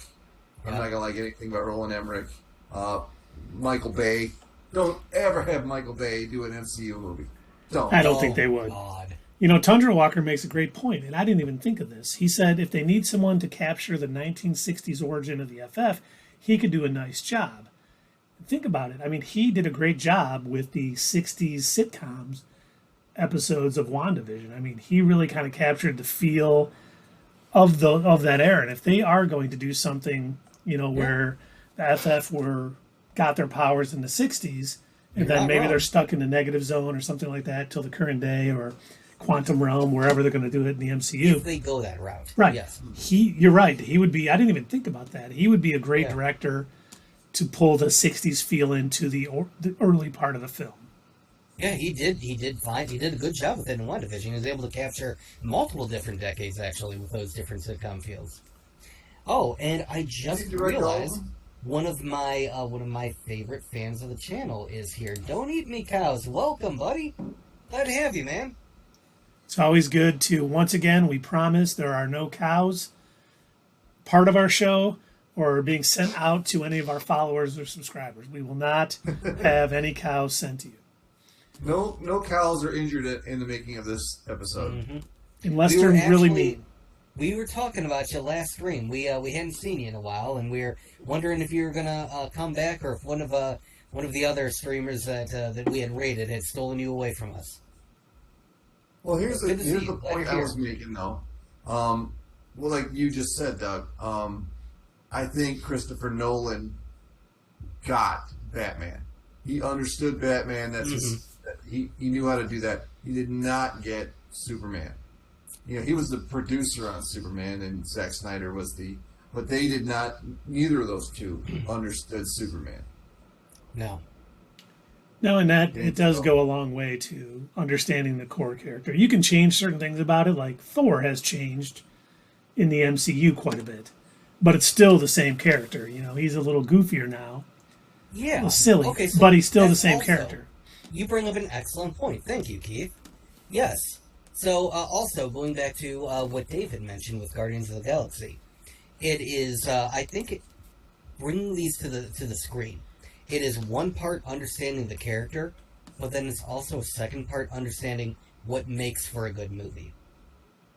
I think looking at the comics, Guardians of the Galaxy, and we've talked about this before, I don't feel that the versions of Star-Lord and Rocket and all of them, I don't think they would have fit well in the MCU on the screen. I think they were a little too a little too serious for for what they could have been. And I think James Gunn saw the actual characters and said, you know what, I can do something better. I can take the spirit of these characters and I can sort of twist them to a bunch of renegades, a bunch of space pirates, and that's what I can turn this into.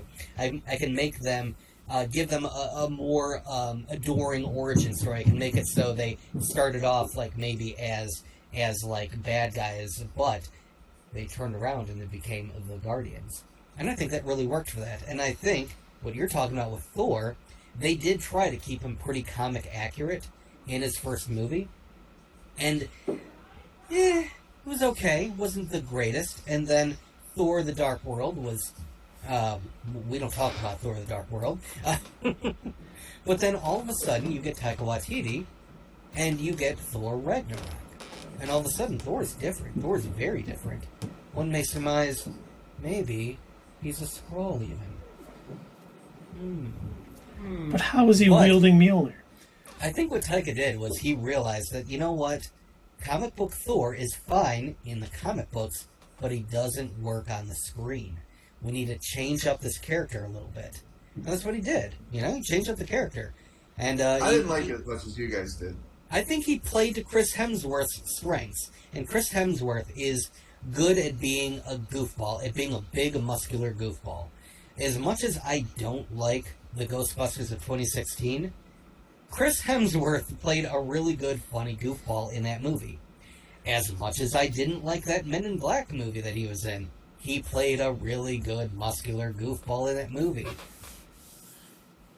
He's just good at that role, I think. The one thing, my favorite Chris Hemsworth Thor line from any movie is from Infinity War, though. When he's like, well, he's never beaten me. And he's like, yeah, yes, he did. And then he goes, well, he's never beaten me twice. It's like that confidence that Thor had. Yes. Well, when you've been alive for 1,500 years and, people rarely beat you, you're going to have some confidence. Yeah, no, absolutely. Yeah. Tundra Walker, he didn't change it up that much. Kenneth Braga just took it towards his own Shakespearean roots. That is true. Okay. Thor has never been as Shakespearean in the comics as he was in that first movie. Really? While I still enjoyed it. I mean, he's had times like that, but not to that level. And his dialogue is still like that in the comics, but his dialogue, even in that vein, can still be funny in the comics. Well, the comics that I've picked up that had Thor in them, another nerdy moment for me. For those of you that know me, well enough, you'll know that I do graphic design on the side, and that's actually what I originally went to college for.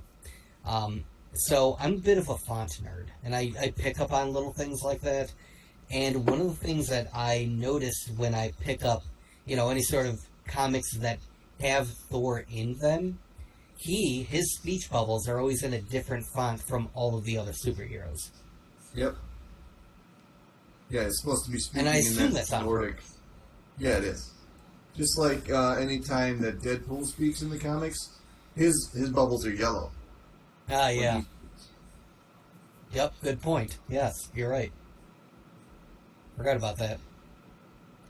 But, yeah, so I guess just going back to our overall point about, talking about this director, as long as he understands the characters, he kind of gets them, he gets the feel for them, and he figures out the best way that they're going to appear on screen. And what he should do, honestly, he should look at the other failures of Fantastic Four movies, figure out what didn't work for them, so he knows what not to do. Yeah. Tundra Walker made a good point. All the Asgardians have that font. Yes, you're right, Tundra Walker. You are absolutely right. Yeah, but yeah, they all speak in that commanding Asgardian voice, I'm really looking forward. I don't know. We can assume that they might announce the cast if they announce the director, because we're getting Fantastic Four at the beginning of 2025, which is not that far away for movie making time, because there's a lot of filming, editing, all that stuff going on. I wonder if we will find out who the villain is going to be, because Doctor Doom is probably coming sooner than later in the MCU. There's been rumors he's going to show up in Black Panther Wakanda Forever. Whether that's true or not, we don't know. Supposedly there was some concept art released from the movie. Still has never been confirmed. They're not going to. But the rumor is he's going to show up in the post-credit scene. And I almost want them not to use Doom in the first movie because both Fantastic Four movies have done that. Yeah. And I would love for them to go, because the original Fantastic Four comic, the original villain was the Mole Man, and these monsters were coming up, once they got their powers, they had to deal with these monsters coming up from the earth. I would rather them do something like that, just to get people into the fans. Do something we haven't seen yet, because we know that was the thing they did with Spider-Man. They wanted to use villains that hadn't been used yet. So they went with, Vulture, they went with Mysterio, and then they did the best thing possible, was bring in William Dafoe to be Green Goblin again in No Way Home. So I do hope they do that same route. Willem, sorry. I'm terrible with names. But I hope they go that same route and stay away from Doom as the Fantastic Four villain until maybe the second or third movie, because we know he's going to be a huge player in the MCU, hopefully for many years to come. By the way, I thought of another line that you thought was funny from Thor in the original Avengers movie when they said, he goes, Loki is, blah, blah, blah, but he's still my brother. And she said, well, he killed 70 people today. He's like, well, he's my adopted brother. Adopted. Yeah, that's true. Now, finally, Don't Eat Me Cows has asked us, who is Dr. Doom? He is Victor Von Doom, one of the huge big bads from the Marvel Comics, arch foe of Reed Richards. They went to college together. He was working on an experiment. Reed noticed that some of his calculations were wrong. Doom was too arrogant to heed his warnings and ended up blowing up and messing up his face and doing all that. But basically, he is almost the sorcerer supreme of Earth. He's that good with magic because his mother was not a magician, but a wizard or a sorceress, as you say. But he's also as good with science. So he's like that perfect bridge between technology and sorcery. So, and if done right, he'll be one of the best big bads in the MCU. And he was also the ruler of all that Latveria? Or he was the king? Was he the king or the president? What was he? King. He was king? Yeah. And I still remember... Is it Latvia or Latveria? Latveria. Okay. Yeah, we got that wrong during Falcon and the Winter Soldier. Yeah, we were like... But the one thing... There was a run when John Byrne was writing Fantastic Four, who's one of my favorite artists and authors in comics. One of the things he did, which I thought was great, Doom was no longer the leader, and someone else had taken over, and I can't remember for the time of me, but Doom was going back to take back Latveria, and the Fantastic Four were going to kind of stop him and work with the other team. And when they got to Latveria and they saw how the people were like, oh my God, thank you, Dr. Doom is back, your master, the master's back, they called him. We had everything we ever wanted when you let us, and now there's shortages and all this other stuff. And they just thought he was the best leader of all time. And obviously they didn't know about his, super villainy around the rest of the world, trying to murder everybody and take over. They just knew when he was in charge, nobody went without food. Nobody went without water. Nobody went without these common things. They had hospitals, they had all these things, and those went away when he went away. And I just thought that was such a nice way to, humanize and make it very easy to understand why he rules this country. Because he may be a supervillain, but he cares about those people, and he makes sure that they are taken care of. I agree with you, and I like that they bring that storyline up in the Spider-Man the Animated Series version of Secret Wars. So they tried to recreate Secret Wars in the Spider-Man animated series of the 90s. And they had Madam Web and the Beyonder were the ones who were setting it up, basically. And I thought it was kind of... Da Vinci Resolve. Oh, yeah, it does say Da Vinci Resolve there. But yeah, I accidentally opened it on my PC. So, anyway, they actually did the whole storyline. So what the Beyonder did was... he took Doom and he basically gave him like a 5 or 10 year head start. and he dropped him off on some planet and basically allowed him to become the ruler, the dictator, whatever, of this planet. And then the heroes were dropped off on some other planet, and they made their way to Doom's world. And what Dr. Doom had done is he turned it into a utopia. He had gotten rid of wars, and nobody went hungry, and everybody loved Dr. Doom. And then he went a step further, and he helped Ben Grimm, and he turned him back into a human. And so it was really hard for the Fantastic Four and Spider-Man to, justify trying to stop Doom, because, on the surface, it seemed like everything he was doing was phenomenal. I still don't even remember what they ended up, discovering about him or what their reasoning was, but yeah. All the people loved him. In fact, when they did finally, beat him and depose him or whatever, I remember, the people were actually kind of, bummed. They're like, but, he fixed our entire world. Everything was really great. Why'd you do that? He was a pretty chill dude. And even Ben Grimm was kind of like, I guess I have to go back to being the Thing again. That sucks.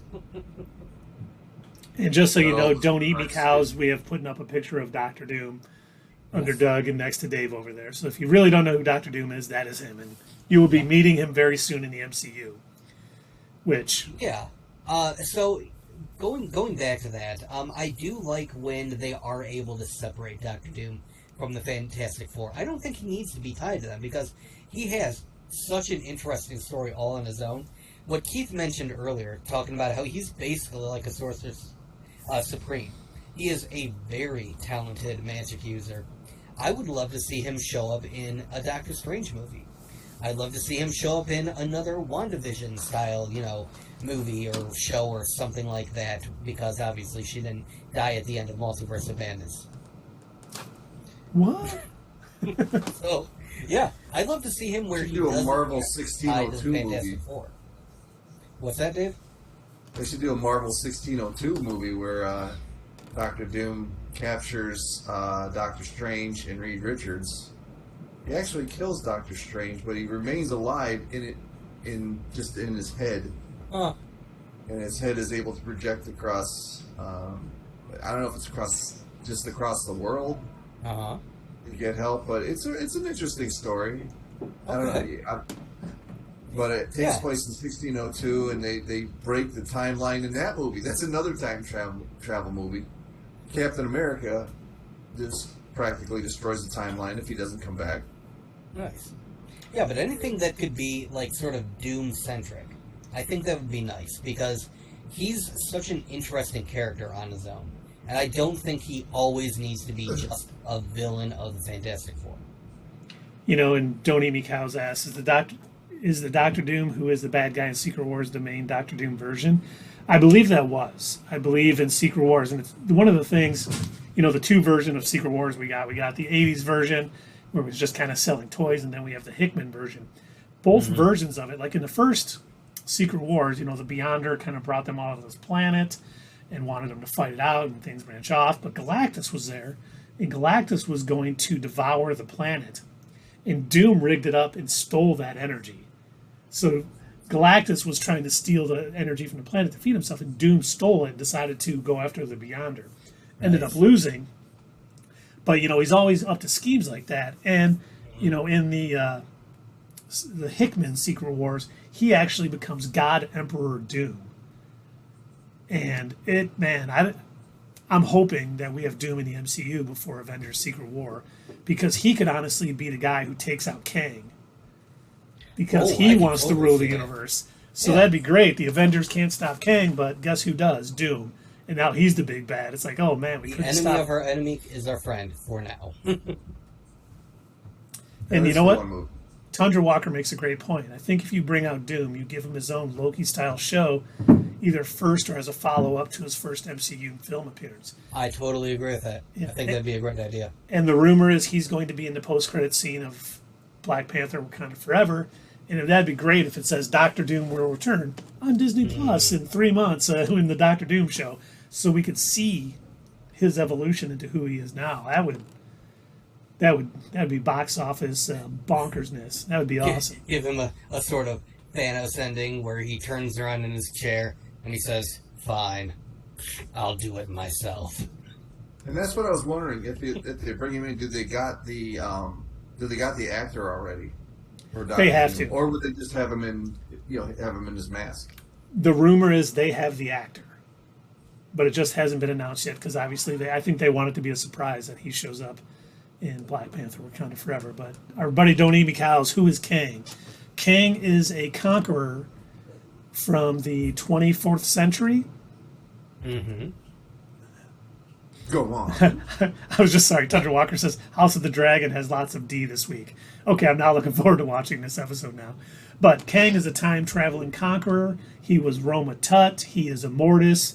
In the MCU, he is He Who Remains, who was the creator of the TVA at the end of time. And he's basically a multiversal conqueror.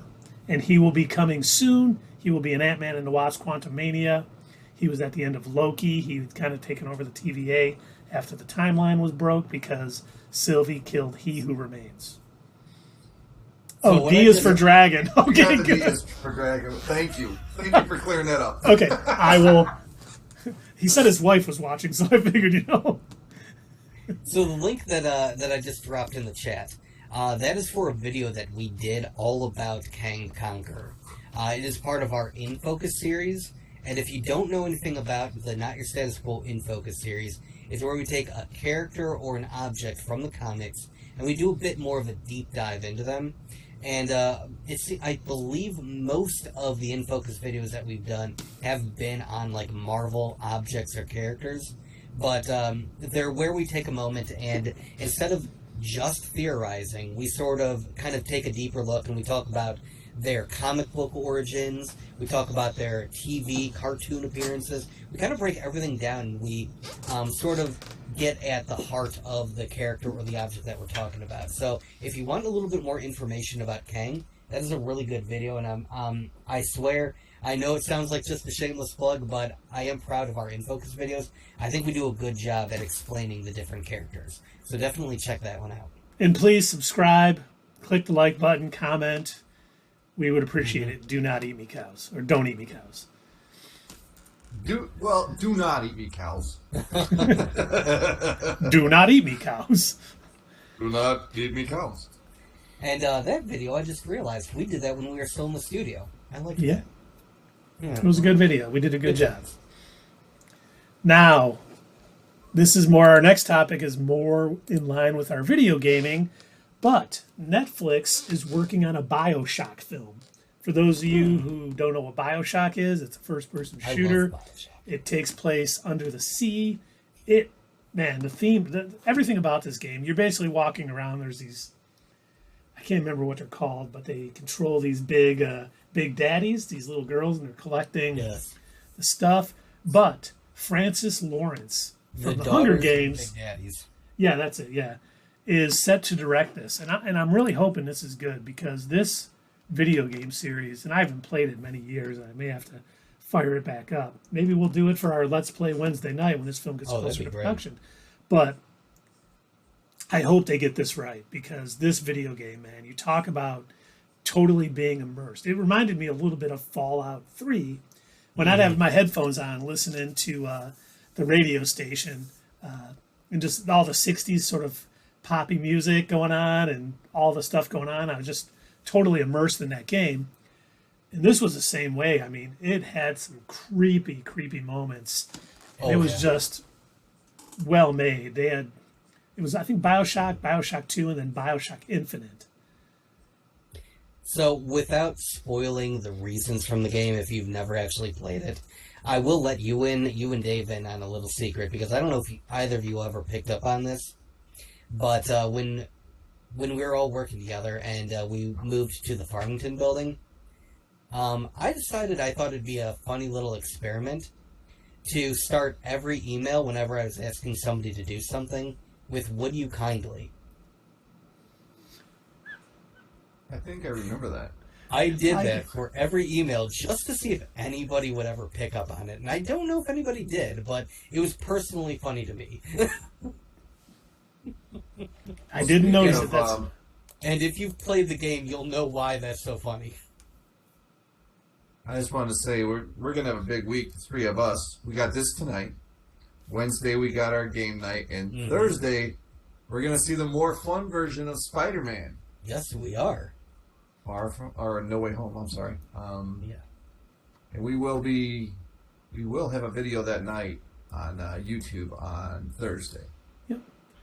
So we got tonight, we got the Wednesday Let's Play, we got No Way Home, the more fun version on Thursday. We'll be back here next Sunday with a preview for Disney Plus and D23. But before we go, let's talk House of the Dragon. I know Tundra Walker is walking it now, and thank you for letting me know that D meant dragon, because I was really getting worried about that. I was like, whoa, what's this? But I don't know if you watched it, Doug. Doug, I know you were big Nope. into Game of Thrones. It was really good. Okay. They did a great job with this episode. A lot of it is setting things up for later. Yeah. But it at least when was Bran interesting. becomes king, they set For when- that up. Yes. Just a reminder, Bran becomes king. The three-eyed raven. But they do a great job. They pull a little history into it. They unfortunately, I think, what's the word I'm looking for? Kind of they throw some references to Game of Thrones, some Easter eggs to Game of Thrones, and I don't know if it was handled the best. It was like, hey, we're in the same universe of that show you guys used to love, but everything else about it is great. I love what they've set up politically. I love all of the characters in it so far. Even someone I do not like, Matt Smith. I didn't like him in Morbius. I didn't like him in Doctor Who.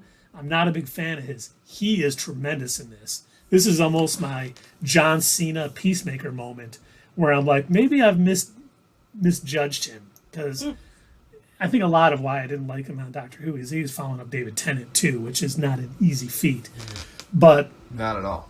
he is great in this. And, you know, a lot of this, for those of you unfamiliar with Game of Thrones and all this, you know, it's about House Targaryen, who basically took over the Seven Kingdoms because they had dragons. And it's political infighting within that family that we know happened from Game of Thrones because they were out of power, but we don't know all the things about it. And so far, it is setting it up a lot to be very, very, what made Game of Thrones great, I guess. Political battles, all the backstabbing, all the craziness that can go on. You know, it has gotten me hooked after that first episode. So I hope, obviously I haven't seen episode 2. I hope it keeps up, and it was renewed for season 2 already based on the 10 million viewers it had for its pilot episode. And Rhianna Targaryen is Game of fun. Thrones, and I've never, I tell you what, Keith, by the time you get around to finishing Sandman, I will watch the first episode of House of the Dragon. How's Excellent. that sound? That sounds good. And I know you like to binge things, so if you waited 4 or 5 weeks to be able to watch a big chunk of it at a time, I wouldn't blame you. But I think you're going to like it, Doug. If you like Game of Thrones, I was really worried about this. I like the first couple seasons of Game of Thrones. And Keith, you just gotta pace yourself on the Sandman. Just watch one episode a week. You know, they all like They're all winners. They have the Sandman in them, but they all are not, you know, directly connected. You don't have to watch the previous one to understand what's happening on each. Yeah, episode. they're all kind of loosely connected. Like, the final 3 episodes are more connected to, like, the second episode than anything else.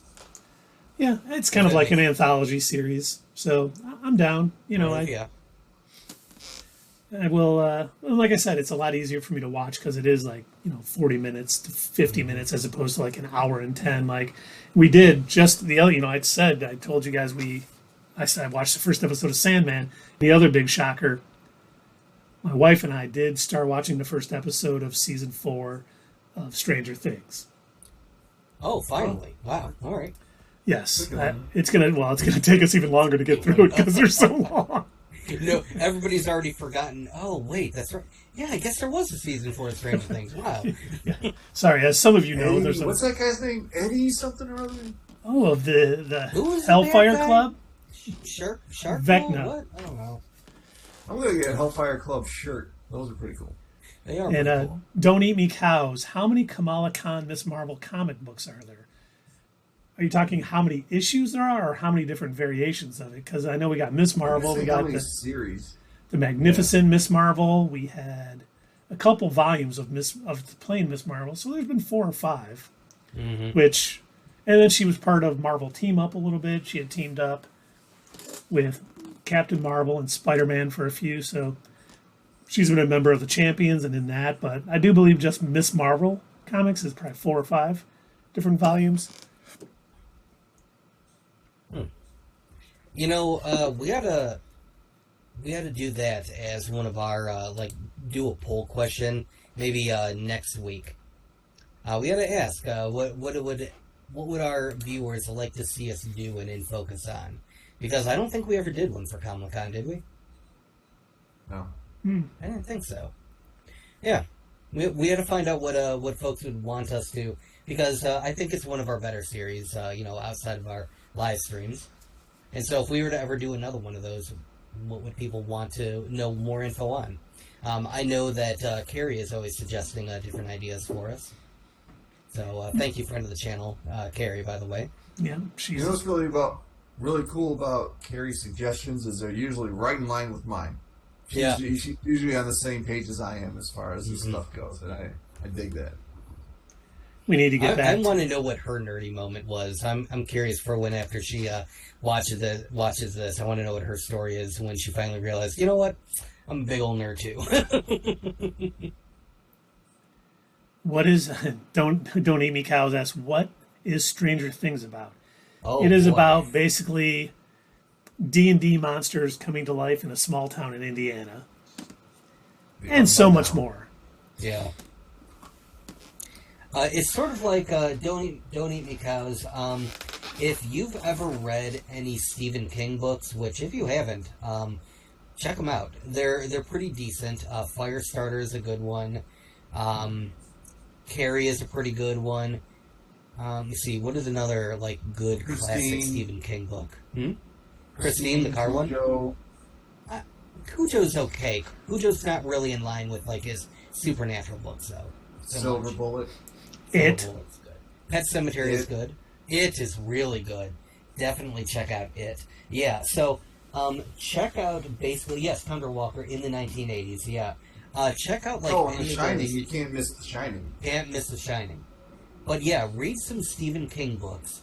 And basically, the supernatural elements, whenever Stephen King brings up people who have telekinetic powers, and that comes up really often in a lot of his books. For instance, like I said, Firestarter, Carrie, and The Shining. These are all examples of where he kind of delves into people that have telekinetic powers. That is really kind of what's at the heart of Stranger Things too. It's very much an ode to, if you will, Stephen King style novels. What was that sequel to The Shining that Ewan McGregor was in? Dr. Sleep. Dr. Sleep, yeah. Dr. I Sleep. liked it. I know a lot of people didn't care for it, but I thought it was a good movie.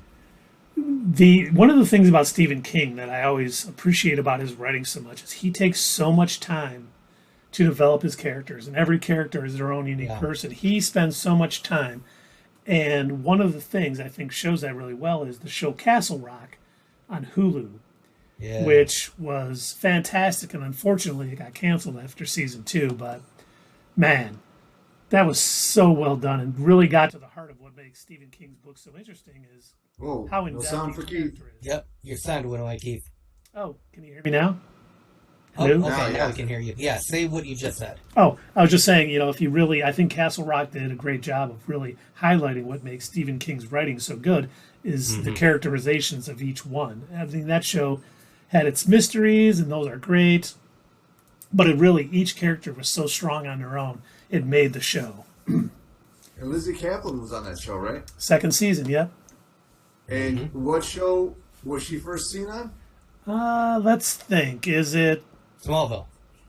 Yes, it is! Somebody Say? And yes, the Tundra Walker watched the Shinning episode. Watched the Shinning episode of The Simpsons, which was when The Simpsons was still good and just awesome. No TV and no TV and no beer make Homer something. Yeah. Go crazy. Don't mind if I do. Yeah, it was funny. Are And- there plant monsters in Stranger Things? I don't think so. I don't think I wouldn't call them plant monsters. It's No, like not a at little all. shop order. I mean, their mouths. I know that they were compared to looking like a blooming flower or whatever, but they aren't. They're the flesh and blood. Demogorgons? They're not plants. They're not Yeah, like they're- something that Poison Ivy would have made. Exactly. And speaking of Poison Ivy, did you see the latest episode of Harley Quinn? I did. I did.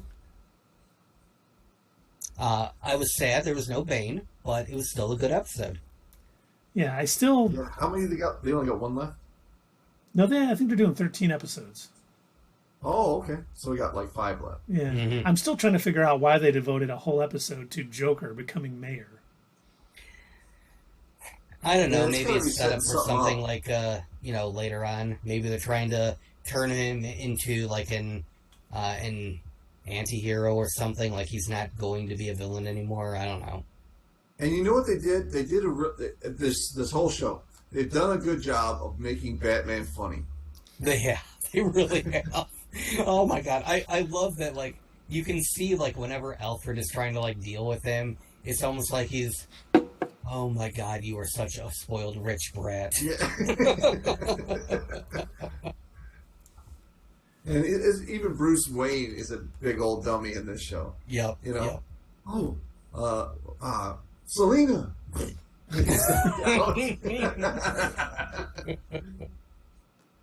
Well, Bruce when I saw Wayne would that, ever allow that to happen. really ended up smacking him.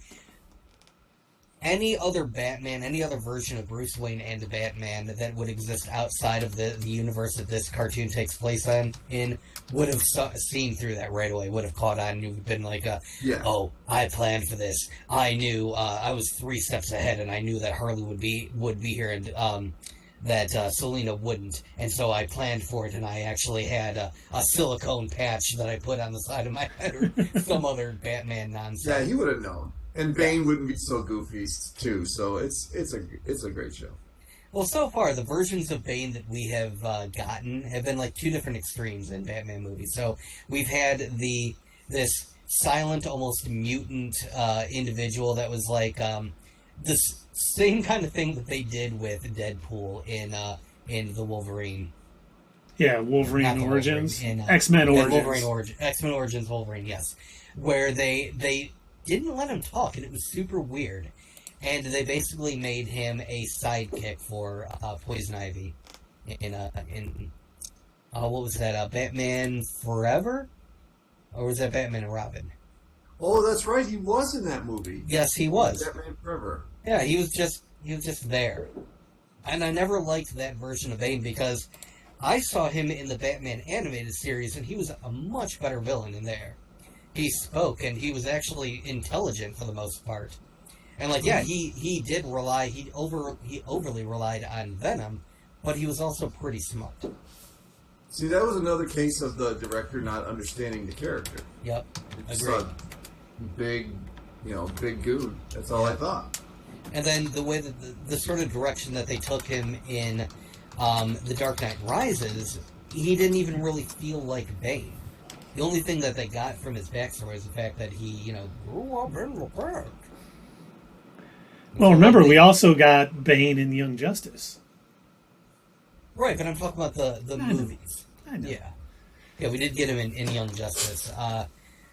Yes, he was really good in Young Justice, too. They had him, have this giant, Venom production facility that he had going on. He's part of the Light and everything. Yeah, that was a really good version of Bane as well. Yeah, And again, I like that idea where they take this, and I think that's why he's such a good match for Batman, right? So they've got Bane, who's this super powerhouse, and he's definitely stronger than Batman. But they also, in most iterations of Bane, he's also pretty tactical. He's able to, think ahead and figure out good ways to fight Batman, because he's not just like, Bruce Banner Hawk, where he just kind of lunges forward and swings his fists around. He's also smart enough to know different fighting styles that he can use. Yeah.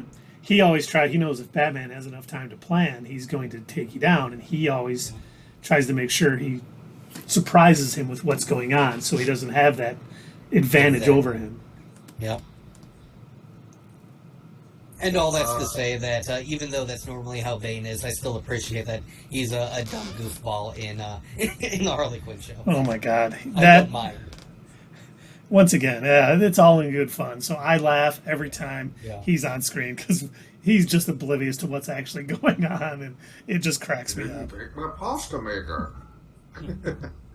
Didn't return my pasta. It's kind of gauche. I'll get you, Todd.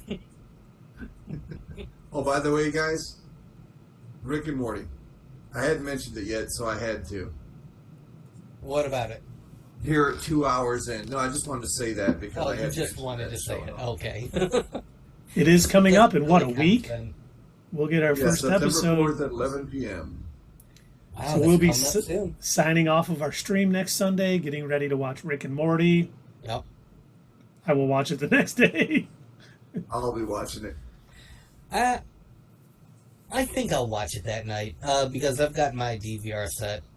I figure I might as well. I mean, I pay for YouTube TV. I may as well make some use of it.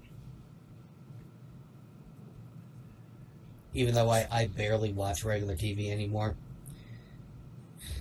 But, you know. I only watch streaming. I mostly only watch streaming, and I'll make it even worse. Even though I've got HBO Max and Disney Plus and everything, I barely utilize those, and I watch a lot of YouTube. Like a disgusting amount of YouTube. Yeah, I gotta stop doing that too. I am the same way. I watch way too much YouTube. Mm-hmm. You guys realize we're on YouTube. Everyone should watch more YouTube. I mean to say, I only watch Not Your Status Quo, and that's literally the only show that I ever watch on YouTube, as you should too. Like, That's 8 hours a day of YouTube is probably too much. Unless you're watching all Not Your Status Quo videos. Thunder Walker, you sent me too. Do you watch a lot of YouTube too? It's easy to get down rabbit holes on YouTube and just be like... It is. Well, okay. As long as you don't end up like going down the wrong rabbit holes, and trust me, the YouTube algorithm has a way of accidentally directing people down that. And I was going to warn you about that earlier, Keith, when you mentioned Joe Rogan. Be careful watching those videos, because for whatever weird-ass reason, YouTube will see that and immediately think that you are a flat earther and a bunch of other nonsense, too. And all of a sudden, you're going to be, like, watching QAnon videos, and you're going to be like, they've got a point. Babies are They got a point here for their power. People are drinking baby blood. Will it make me younger? Can they carbonate it? The Earth has seemed a little flatter lately. I wonder what happens if I walk all the way to the edge. Right. Yeah, walk the edge. Do I see the Bifrost when I get there? And Tundra Walker makes a good idea, and I do Yes. this. Have to actively manage your watched video list and remove the ones that are off topic. Yes, and also the For You page, I've learned this. You can actually go there and you can remove videos that they've suggested for you, and you can tell them why you're not interested in it, whether you've already seen it, whether it's not something that you're interested in, or something like that. And I've had to do that times before, where I've watched one video and YouTube's weird ass algorithm just suddenly thinks I'm interested in like something barely even related. I saw that you like the color yellow, and it's like, no, buddy, We know you don't like the color yellow. This now. You like the color green because you're a Skrull. You have videos about trains. No, darn it, YouTube, I'm gonna have to delete all these videos. This is not what I want on my For You page. Come on, man. When we go to see Secret Wars, Doug, you have to wear a Skrull outfit. Why would I have to wear like an a outfit, Skrull. Dave? Huh? What? Huh? What? You mean Secret Invasion or Secret Wars? Secret Wars at the end of Phase 6. It gives him plenty of time to put the costume together. Or I guess he won't need it. He'll just transform in Yes, front of us. exactly. Why would I need an outfit, Dave? That's right. Well, I think that's all we got tonight, everybody, unless I'm mistaken. I think that was pretty much all of our topics. Yeah. So don't forget, find us back here on Wednesday with Let's Play Guardians of the Galaxy. It should be a blast. Thursday night, we'll be at the theater for our At the Theater review of Spider-Man No Way Home, the more fun edition. Next Sunday, we'll be back here talking She-Hulk Episode 3, Harley Quinn, what we expect out of D23 and Disney Plus Day. Lots of good topics. So please, add us at Twitter, leave a comment down below, and we will see you next time on Not Your Status Quo.